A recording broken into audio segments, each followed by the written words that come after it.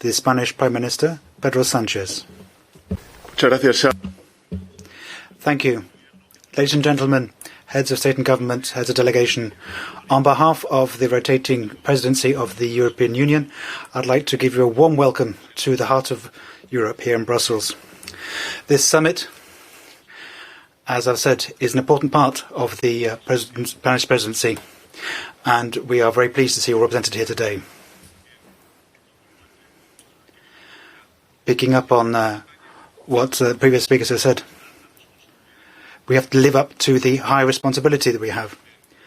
And we're picking up on the previous efforts made in this direction by the Portuguese presidency. What we have to do is express those values again today. We do, after all, have many things in common.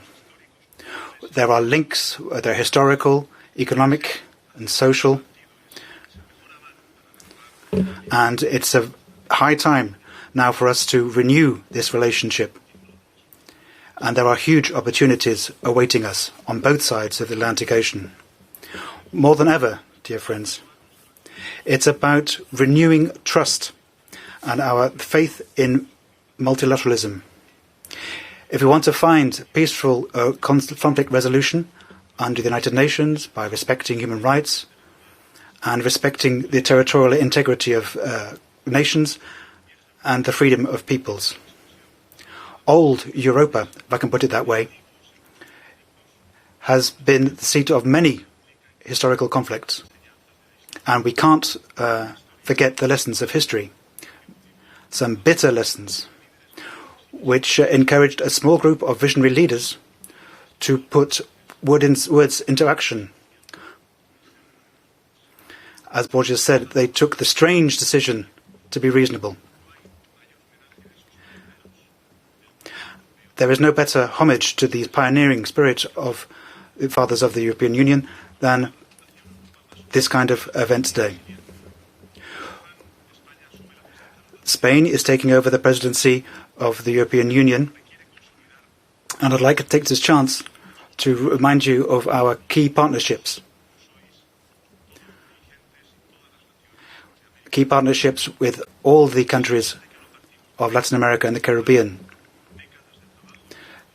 We've been working on this together for many decades in improving our economic and trade ties. But it's also now about facing up to current changes, social changes, climate change. This is going to require extra strength and extra cooperation in order to tackle some of these challenges. We have many lessons to learn from each other, many experiences that we can share in order to make our societies more prosperous and fairer. Europe and Latin America are trade partners, and this is extremely relevant. We have common interests. We are both interested in sustainable development and in economic resilience. There's some data I can back up with this. Over the last 4 years, trade has gone up by 40%, and this increase can be seen in a total volume of 369 billion in bi-regional trade. The size of these figures really, I think, pays testimony to the deep network of commercial ties between our two regions. But we can't just rest on our laurels. We all have to make progress together. There's a network of free trade agreements. We need to be able to strengthen our value chains. And we need to come up with new agreements with Mexico, with Chile, with Mercosur, to ensure that they're beneficial to both sides, both to Latin America and to Europe. And there are three elements also, I think, to sustainable development: environmental, economic and social. Today, the European Union is the leading investor in Latin America. We have some very useful initiatives, such as Global Gateway. This kind of agreement is extremely important if we want to increase our bi-regional cooperation. It's about sharing values and also making continuous efforts to maintain these values and our ties. In this summit and in the ministerial summit to follow up this in Santiago de Compostela in September, there will be an opportunity for us to strengthen relations between EU and Latin America and the Caribbean by direct investment by European companies, for example. We're talking about concrete, actual investment, not just theoretical investment. We're talking about training. We're talking about adapting tools also to the Latin American ecosystem.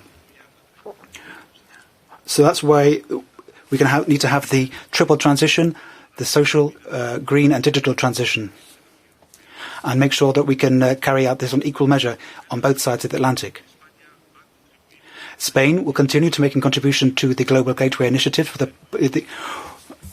with a package of over 9 billion euros over the next 3 or 4 years by various instruments of public financing and also leveraging a lot of private investment. It's about creating wealth and prosperity so that we can create societies which are fairer. And we'll do this by creating our bilateral, bi-regional relation. This is a great opportunity to transform economic prosperity into social cohesion. And that's why it's so important to have a strategic partnership between our two regions. More than ever, the relations between our two sides are very deep going. There are people of Italian, Portuguese, Greek and Croatian origin in Latin America. This brings us closer to Latin America. And that's inheritance is also very present in our societies as well. We can look at all the 13,000 exchanges between professionals and students taking place over the last 8 years in our framework mobility programs, such as Erasmus+. I think it's very important to look at the human dimension of our relationship. We need to forge an even closer relationship by harnessing the power of those personal relationships. It's important for both sides that we advance by sharing our common interests. On both sides, Spain is very much committed to its Latin American and Caribbean brothers. We express admiration, such as by a Colombian writer, or Victoria Melina, or the writer who was fatally injured in Ukraine. Europe will never be a paradise, but united Europe is the best way of beating hell we've ever seen on the face of the earth. We now have a roadmap and a consultation mechanism about global challenges which affect all of us in the same way, such as climate change, such as irregular migration, or social and territorial inequality.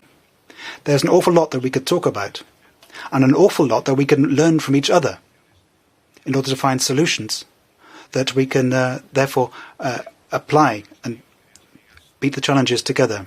So, my dear friends, I think this is an excellent opportunity we have in front of us, an excellent instrument, this summit.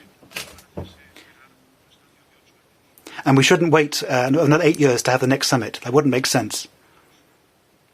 There are many more things that bring us together than that divide us. And our relations need to be much more fluid between two regions. And this summit can provide a boost in coming up with a strategy for both regions, which will be beneficial, as I say, to both regions. Thank you.